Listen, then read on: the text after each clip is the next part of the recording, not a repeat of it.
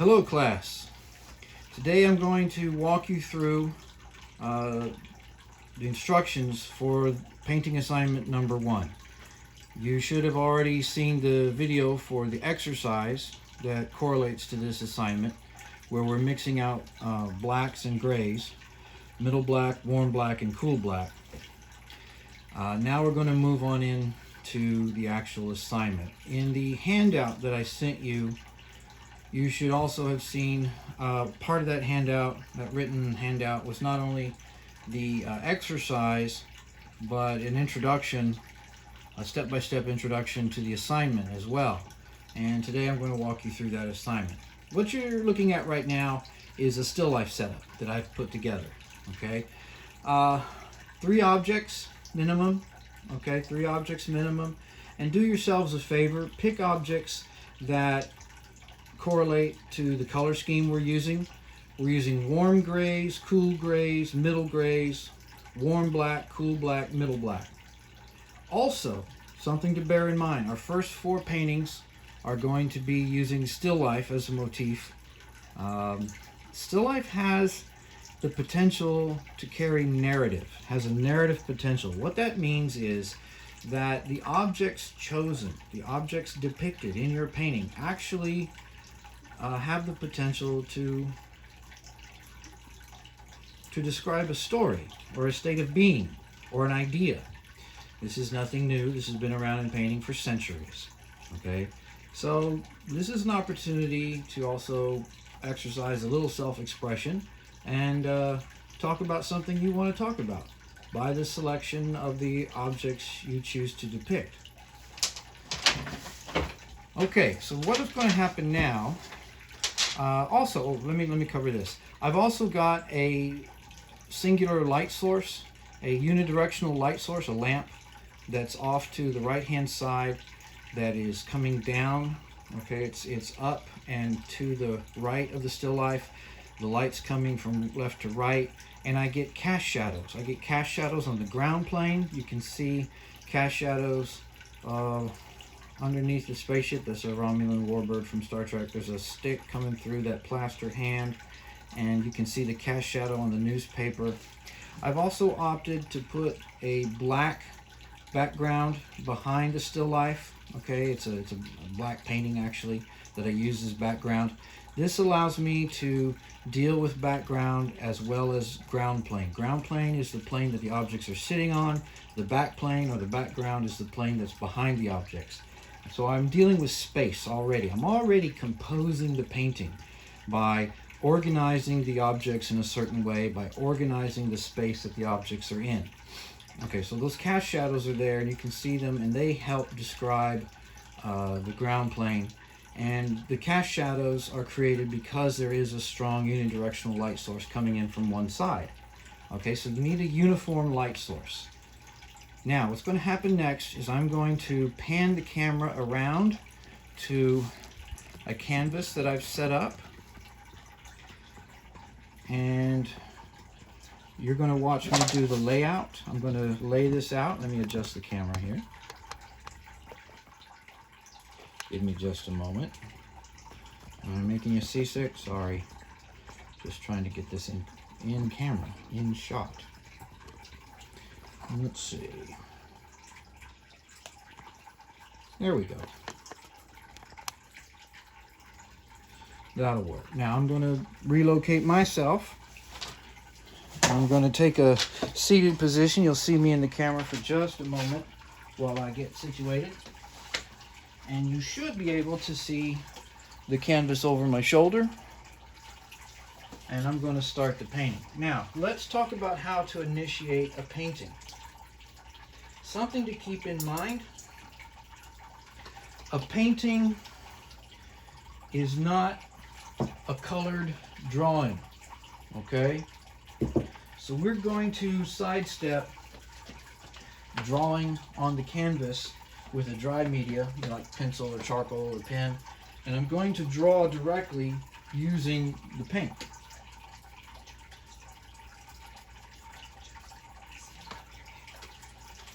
Okay, excuse me for a second, folks. I need to adjust the camera angle. My technical advisor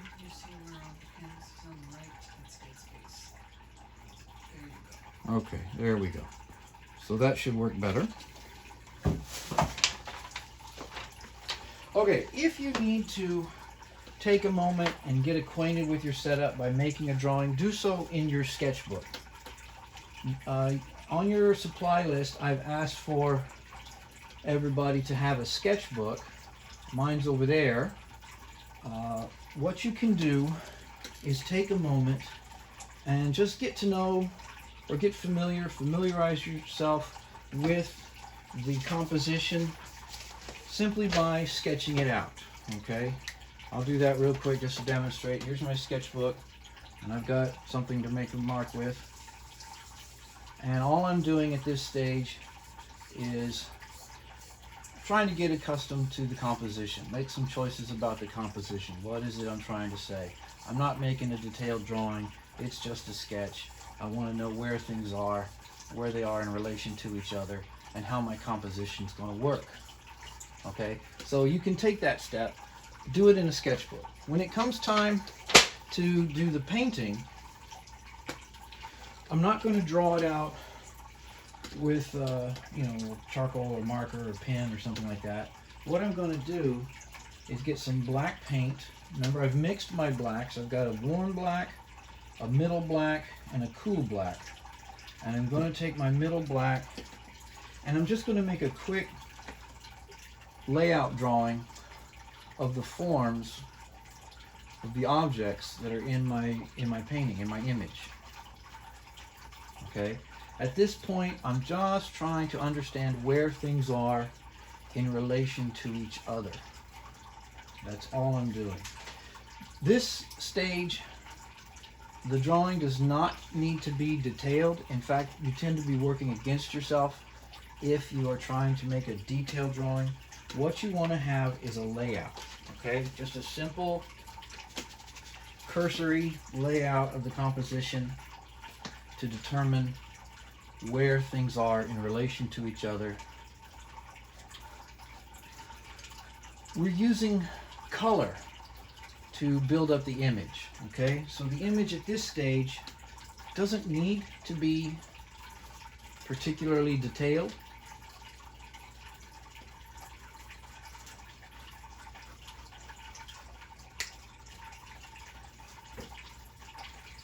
Doesn't need to be particularly detailed. We simply want to find where things are in the composition, okay?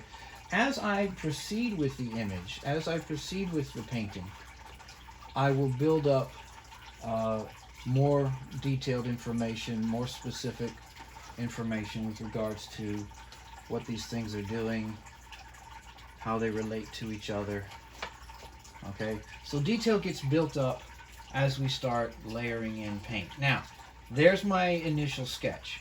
Okay, you can see I've got the Romulan warbird, the spaceship, over here on the far right. I've got the plaster hand holding the stick in the center, and then in the lower left corner I've got this little TIE fighter, which I've not drawn very well, I have to admit. I'll get to that. And then, as a connecting device, as a way to help guide the eye through the space, and also to occupy the upper left corner, I'm using the stick. Alright? The eye comes into the composition here, it goes through the hand, and down into the lower right area here, which is also occupied by the stand for our model spaceship right here. When you're dealing with your composition, composition refers to where you put things on the picture plane. You need to account for all four corners, okay? You need to make some choices about how you're going to move from one space to the other. And then also keep in mind what is actually happening in the composition. In this setup, the lower right-hand corner is actually quite active. There's a lot of things that intersect in that area. There's a lot that's happening.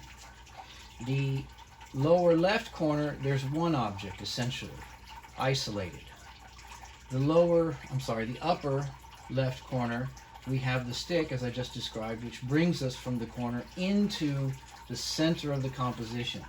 The center of the composition is occupied by the plaster hand. The upper right corner, the lower section of the upper right corner is occupied by one of the engines off of the spacecraft. And then we have above that, which is open space. And I'm actually going to deal with that. I'm going to show you how I'm working with that. Okay? Now, from this point in the painting, we need to block things out. Block it out. Very simply, we add areas of color to block out space, to block out form. What do I mean when I say blocking out? Well, let me show you. Look at there. I'm blocking it out. I'm using a cool black because the left section of the composition is quite dark. When I'm blocking out, one of the things I'm doing is setting up value relationships, okay? And I start with the dark. In oil painting, there are 3 rules of thumb that are helpful to remember, general guidelines, if you will, that are helpful to remember. The first being that we work from dark to light. Okay, we build in our darks and then we work up to our lights. We're not using the white of the undercoat. Right, this is a primer coat gesso. It came with this. I actually added another layer of gesso. We're not accepting the white of the primer coat as the white of the we're not accepting the white of the canvas as the white of the lighter objects. Okay, we're not doing it that way. We're using the paint opaquely. We're not using the paint transparently. But the first step in the process is to lay in the dark areas. And while I'm doing this, I can get a general sense of the form of things. And what I mean when I'm talking about form, we're using value, that's dark and light. We're using shape, basic two-dimensional shapes, and we're using space. Well, we're not using space. We are. We're using the space of the picture plane, the space of the canvas. We use dark and light to create contrasting relationships that make the image visually interesting. We also use dark and light in conjunction with shape to help us give the illusion of form. Form on a two-dimensional surface, in this case a painting, is an illusion. There's not really form, okay? It's a two-dimensional surface, it's flat, but I can create form. I can create the suggestion of form. I can create the illusion of form by creating value, contrasting value relationships.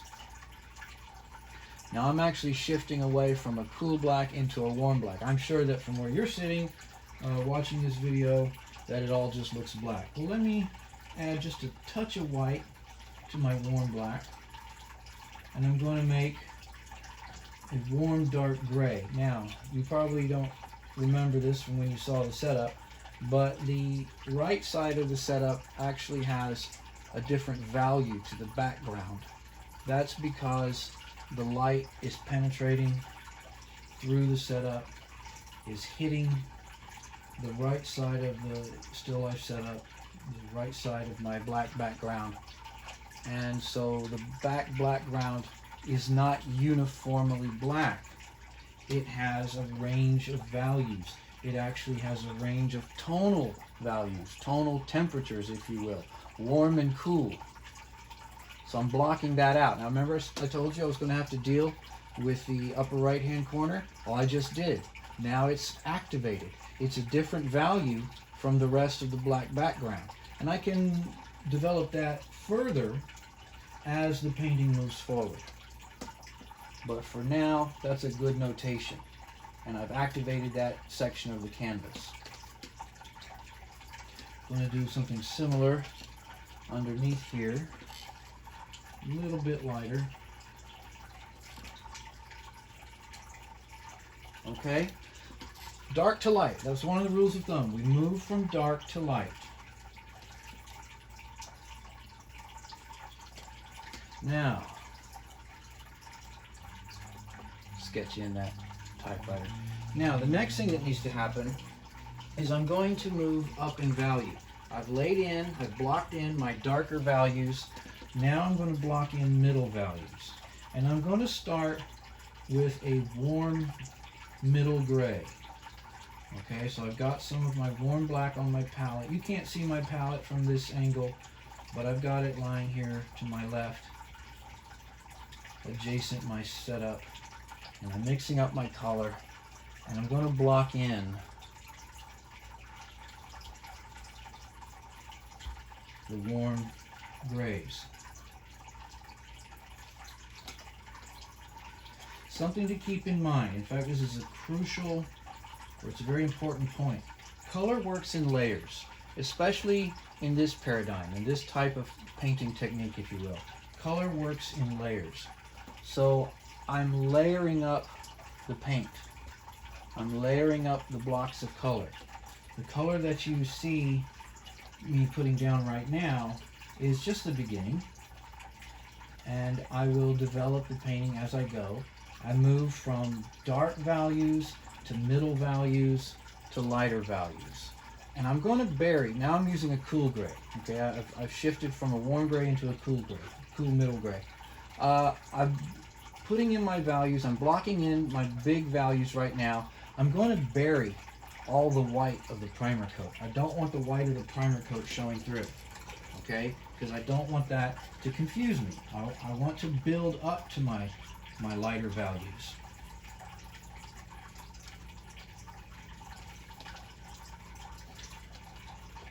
We work from dark to light. Start with dark, move to the middle, and we'll get to the light. Be patient. Work the process, okay? This is a process. It takes time. You're not going to get it all in one sitting. It may take 2 or 3 settings. You should be able to block in your major values and also make a beginning of describing form. Okay, you should also get rid of all the white of the primer coat in your first sitting. Okay, your first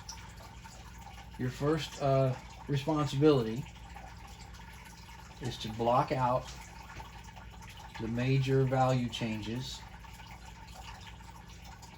and get rid of the white of the primer coat. Get rid of it.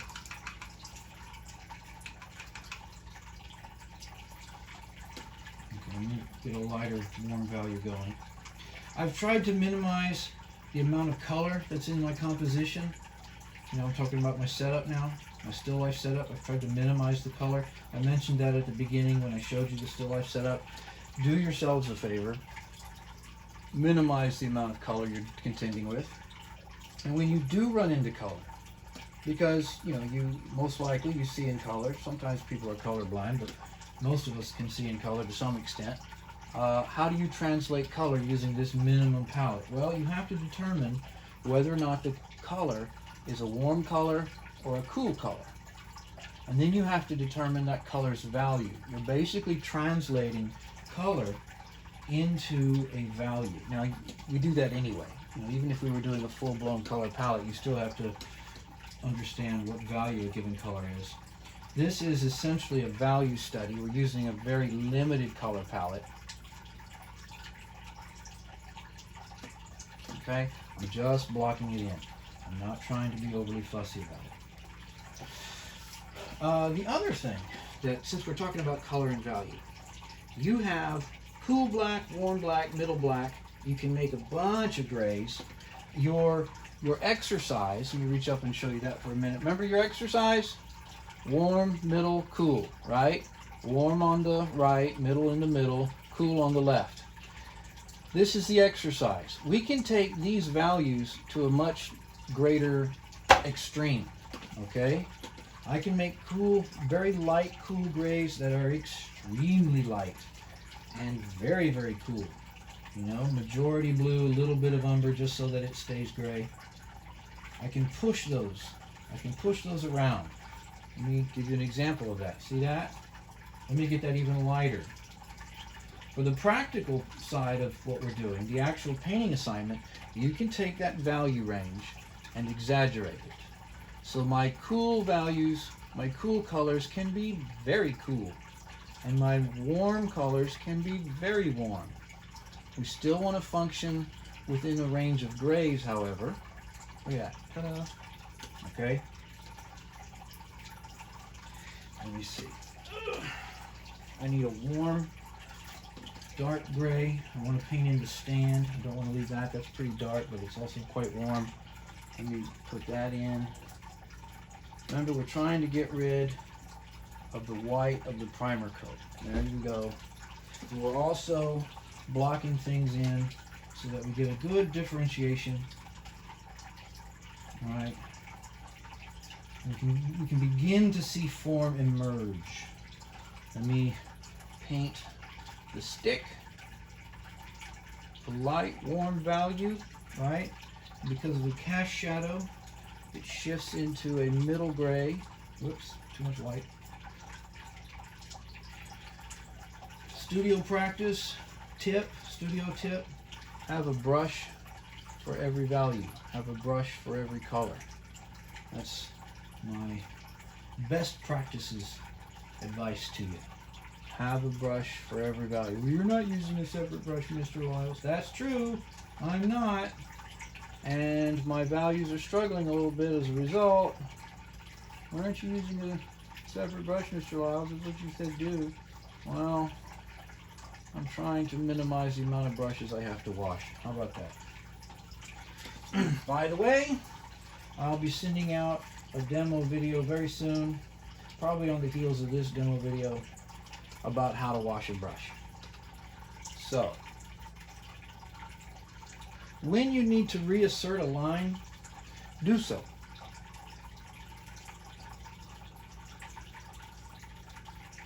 So, I get dark, middle, light, middle, middle, dark, light, warm, cool. I get all these contrasts happening, and form begins to emerge as a result, okay? Remember, form is an illusion. But we want to create the illusion of form. And let's do this little highlight. All right? Okay. Now, I want to block in, actually, I'm going to stop right here for a second. So that's blocking in. All right, we can bring the painting up to this level roughly in your first session.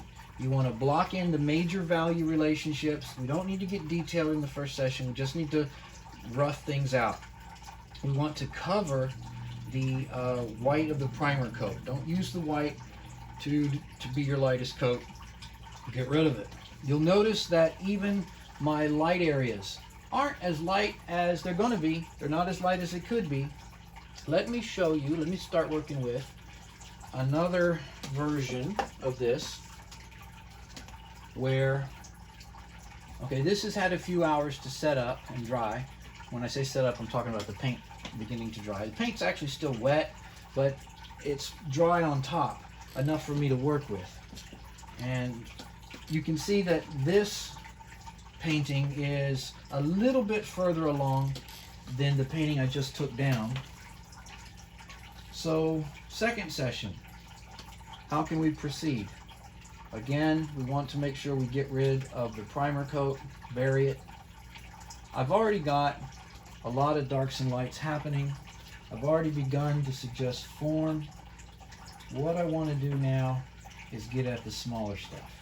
And I'm going to start with blocking out that TIE fighter because he's bugging me. He's in the way. He's not cooperating. Let me get in there. So rules of thumb, let's go back to that. Let me reiterate that. We move from dark to light. We also move from the general to the specific. What does that mean? That means that I'm using a very generalized,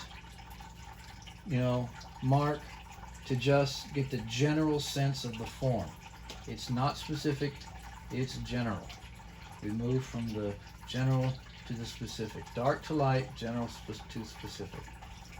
The other rule of thumb, the third rule of thumb I'm going to give you today, and this is more to do with technique. We move from lean to fat. Now, what does that mean? When the paint has a lot of solvent mixed into it, we refer to that as lean. It's thin. We use the solvent to thin out the paint. Okay? So the paint is thin. When the paint has a lot of oil in it, we call that fat. It's got a lot of, and that refers to the oil. The oil is, it's oil, it's lipids, right? It's linseed oil. So we call it fat. You can always tell the difference when you're painting, okay? Your initial layers, I've already got a lot of oil mixed into my paint. Remember when I laid out the palette, I'm using the same palette I used for the exercise, a very similar one. When I laid out the palette, I oiled the paint. I put a lot of oil, linseed oil, in the paint. Okay, so it's got oil in it already. Plus it had some oil when it came out of the tube. I just made it more oily.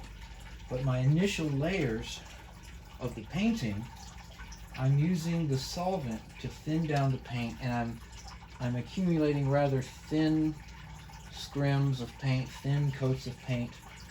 As I move forward in the painting, as the painting develops and proceeds, I'll have more oil in my paint, okay? If you see your paint on the surface of the painting start to bead up, that means it's got too much oil, and you need to add some solvent to the paint to lay it down.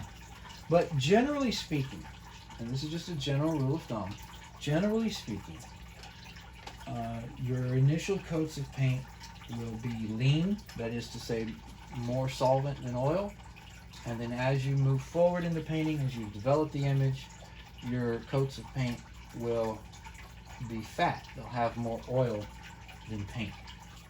I'm sorry, more oil than solvent. Okay, now I'm roughing out this TIE Fighter. I saved it till last. This little model Star Wars spaceship TIE Fighter. I saved it till last because it's a smaller object. There are more things happening with it in terms of transition from light to dark. Light, dark, light, dark, light, dark. Okay, so I just wanted to deal with it after I roughed in everything else. But from here, I can begin to get a little more specific. All right. Now, something else that you need to keep in mind. Well, there's a lot to keep in mind, Mr. Wiles. Yeah, there is. Something else to keep in mind. I lost my thought. Sorry. I didn't keep it in my mind. Yes, it's easier to paint light over dark than it is to paint dark over light. Okay? So that's another reason or another rationale that we move from dark to light. Set up your darks, decide where the darkest areas are, get the darkest darks in first, and then build up from there. And when you paint wet on wet, which is what I'm doing, wet on wet means that I have a wet coat of paint going on top of what is still a wet coat of paint. And this, like I said, this had a few hours to set up, but it's still pretty wet. You can get some interesting things happen that way. The marks can transition into each other in very interesting ways. Okay, so it's not like the painting or the underpainting, the underlayer, has to be completely dry before you do anything to it. No, you don't have to do that. Paint wet on wet. See what you can accomplish that way, okay? And when you need to reassert an edge, do so. If you need to change the value on something, you've already got your dark set up, you can go lighter.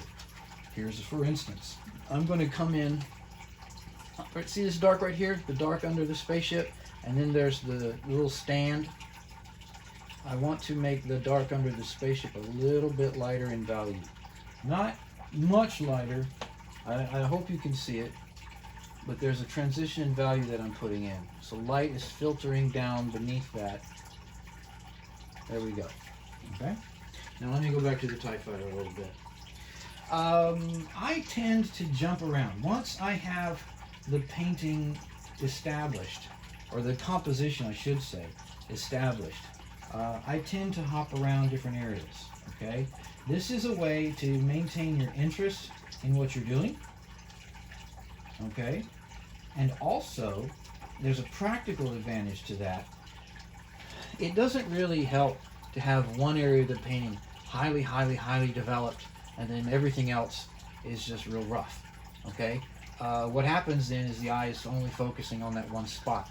Now I can pick and choose to what degree I develop an area or a region of the painting, but in general, if I want the whole painting to be seen, if I'm trying to guide the eye through the space and through the composition, I want to develop things in tandem, okay, or similarly in time. If I'm only dealing with the TIE Fighter and I spend hours and hours and hours and I make this perfect little TIE Fighter and then I don't deal with this at all, they don't really look like they belong in the same painting. Conversely, having said that, let me say the opposite. Not every single thing has to be handled exactly the same way. You are not a Polaroid camera, okay? The way the human eye and the human mind perceive things is very different from how a machine perceives space. Your eye does not work the same way as a camera. It doesn't, okay? Not everything you're looking at has this super high resolution. What you're focusing on has a high resolution.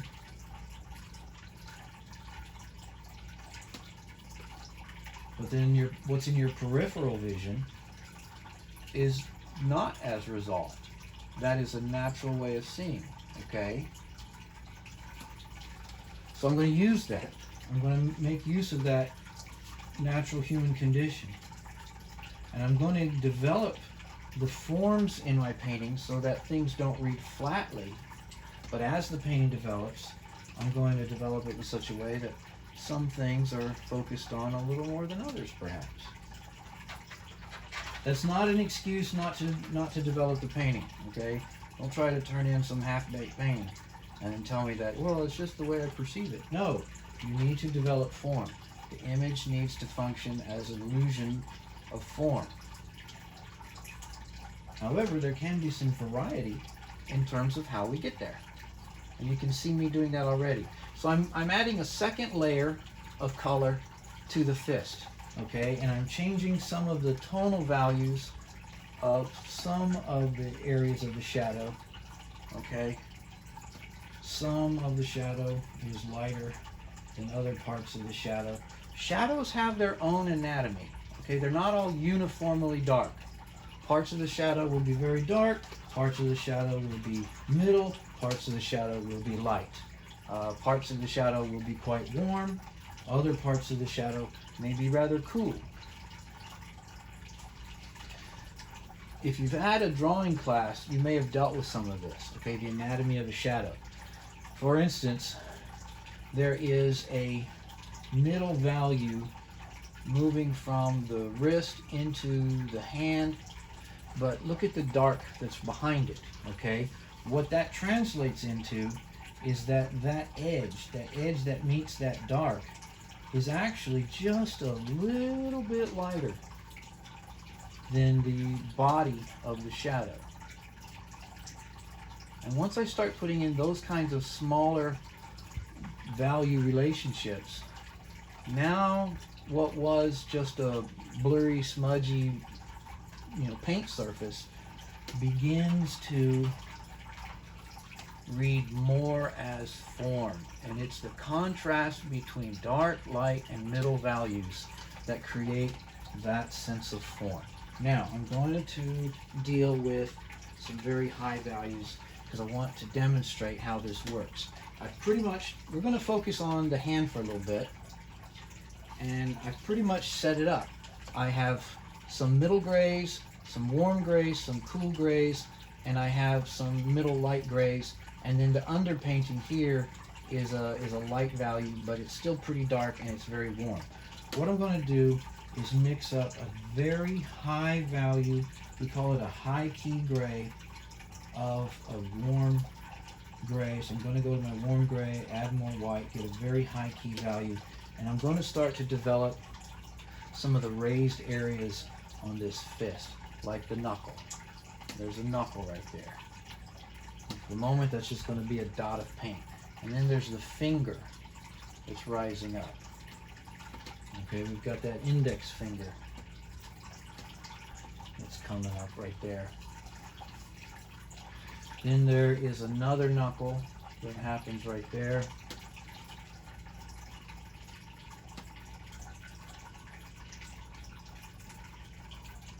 I'm sorry, could you repeat that? I'm speaking to my technical assistant, who's very, very helpful to me.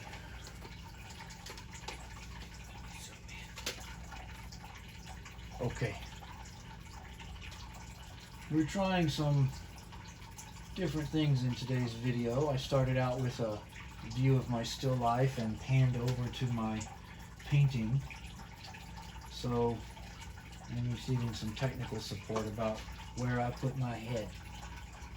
I want you to be able to see what I'm doing, but it's okay if you see a little bit of me, but I don't want to obstruct what I'm doing. Alright, so I'm using the lighter key value, the higher key value of this warm gray to discuss the lighter values that are on the hand. Now you can see what happens is the paint's still pretty blocky, but I've got a transition in value from warm and cool and dark, middle, light, very light. And so form begins to be demonstrated. See? We can take value and shape and use value and shape to make form. Now, I'm going to come back and clean that brush up a little bit. This is why it's good to have rags, okay? I dip my brush in my solvent and then I wipe it clean. Ta-da! Alright, so I'm going to come back. I'm going to pick up a middle value, a high middle value, a middle light gray, let's say, warm, and I'm going to work this far left edge of this finger. That's too light. Let's get it darker. Let your darks be darks and your lights be light. Okay, contrasting value is key. Contrasting value is what gives us form and space. I'm going to use this cool black right now to carve out the shape of that finger. Look at there. Let's get some highlights in there now. I don't really like the word highlight. I don't think that it really describes what it is we're doing. It gives the wrong impression. You know, what we're doing is creating form using contrasting value. However, sometimes there's really no other way to describe it. So, small areas of lighter value, and I can develop those even further.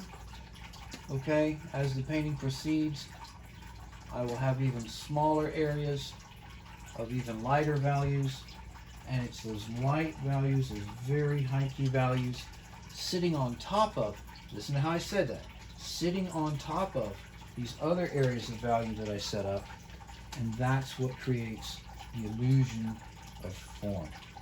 Now let me come back in, and we're going to clean this up a little bit, and I'm going to make this a little bit narrower. Boom, there it is. And then we're going to get in here and create this edge.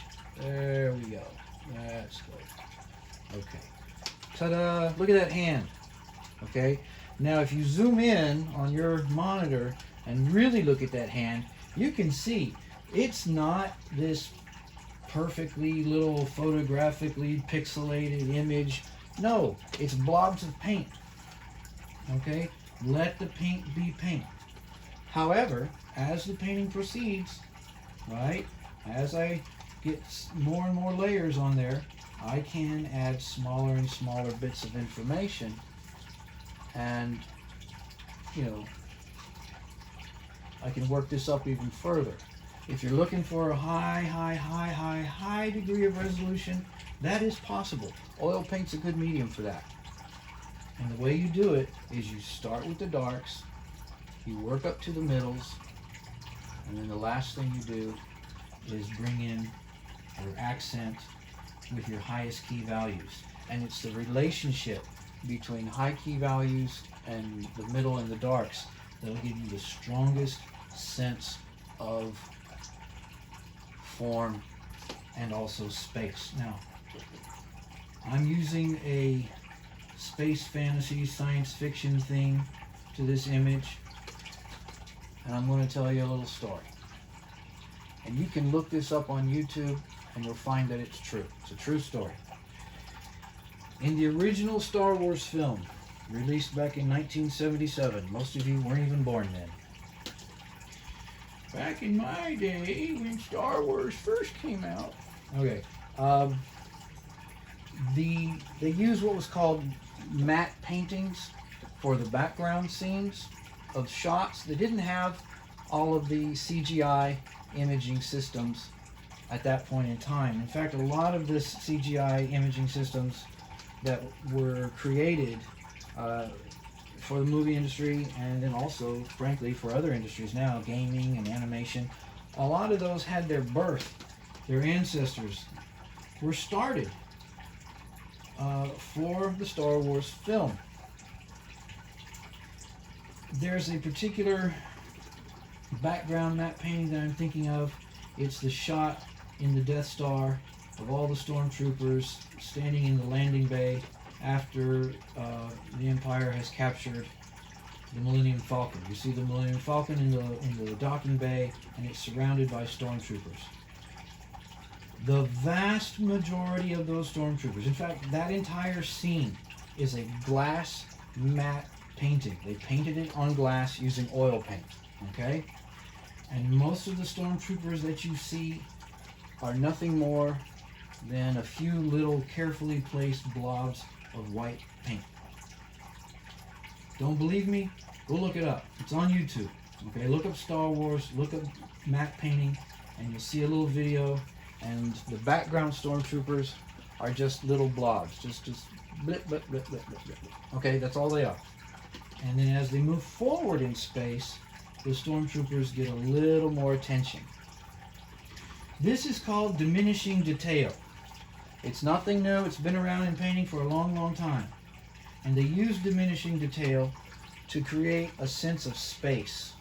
All right? And you don't see those stormtroopers on screen more than a few seconds, if even that. And all they are little blobs of oil paint on a glass background. And you'll swear to your mother that they're absolutely real and they were there.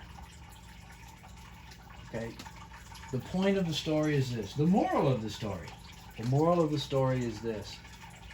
Sometimes suggesting something works better in regards to creating a suspension of disbelief than explaining it. Okay? You understand what I'm trying to get at here? Suggestion. It's poetry, not prose. All right? You're never going to win your lover's heart with an encyclopedia. Start quoting Shakespeare, and guess what? You're halfway home. All right? You follow me? Poetry, not prose. Suggestion. The power of suggestion is profound. And that's what we do in painting. We suggest things. We suggest a reality.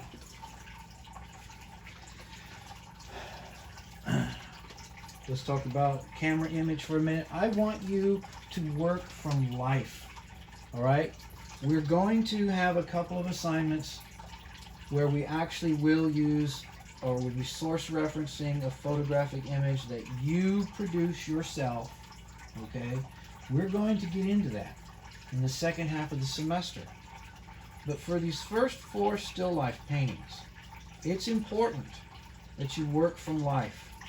You will learn more about how to see, right? How to use your eyes, how to deal with perception, how to use your brain, and how to use the paint by working from life. I'm sitting over here. I'm trying to keep my body to the left-hand side because my technical director has been telling me that my head's been getting in the shot too much, right? But every now and then I shift my head further to the left and I look at my still life, and then I look back to the right to my painting. And I choose.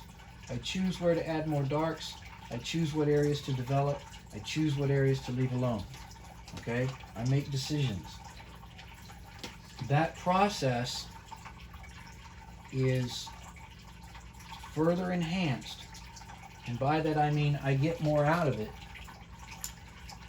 if I am directly referencing the source material. Look, look, look, look, look, look, look, look, look, look. Okay, we're engaged in the act of looking. That's important, ladies and gentlemen. Engage in the act of looking. Interface directly with your source material would be a fancy way of saying it. The photograph is not the measure of the painting. Photography can be an extremely helpful tool with regards to perceptual painting. That's what we're doing. This is perceptual painting. This is also could be said to be referential painting because we're referencing a source. We're looking at the source directly. So source referencing, perceptual painting, referential painting, all of those, all of that verbiage applies. The photograph can be a helpful resource, but you have to use it properly, okay? And right now, that's not what we're doing. We're dealing with direct perception. So do yourself a favor, put your cell phone away, all right, and work from life. Find a corner of whatever space you're in, set up your still life, and get busy. And if someone gives you a hard time about the smell, tell them you're in school. You're getting an education. This is required. Okay? We'll deal with photography as a reference later in the semester. But for now, deal with the material directly. Okay, so I'm going to pull up the first painting real quick and do a comparison, and then we'll see. Let me see. I'm adding a little boo-boo there. Look, see how that corrected that? Look at that. Now, let me pull this up. This was my first, at least in this demonstration. All right, you saw me use a line. I don't know if you can see this. Let me do this. You saw me use a line, and I sketched out basic shape. We reduced form to basic shape, and I just drew it out, and then I started blocking in. Dark came first, middle came second, lights came next. And I didn't do really highly developed lights. I just sort of a generalized middle, light, middle, gray. Okay, so dark, middle, middle, light. Then from there, I can begin to refine. I can begin to make smaller relationships, right? I added some hierarchy value to the knuckles, and they'll get lighter yet, all right? That's just the next step.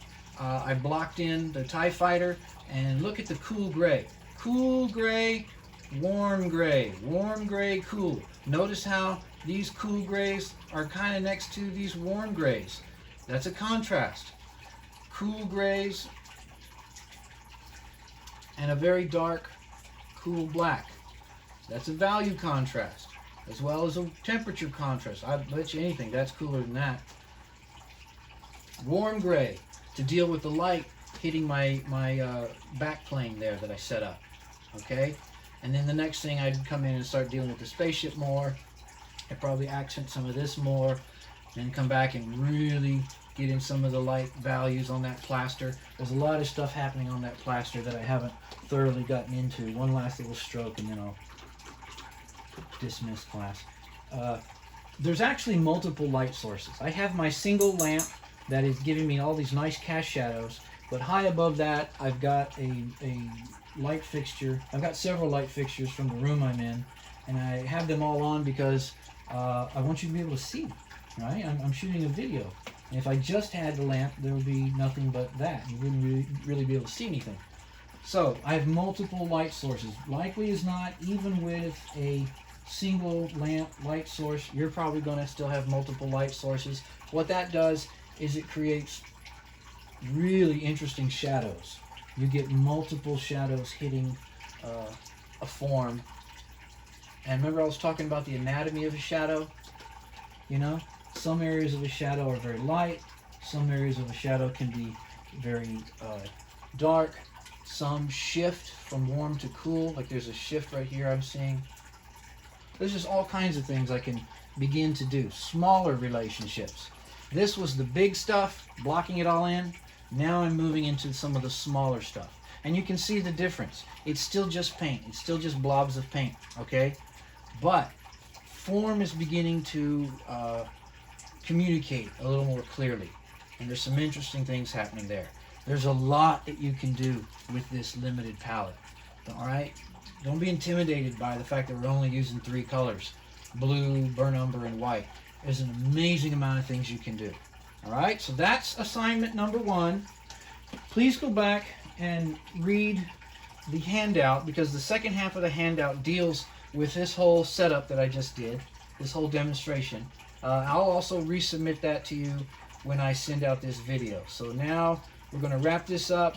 We're going to upload the video onto our YouTube channel, and then I'll get into my office and email it out to y'all probably late this afternoon, early this evening.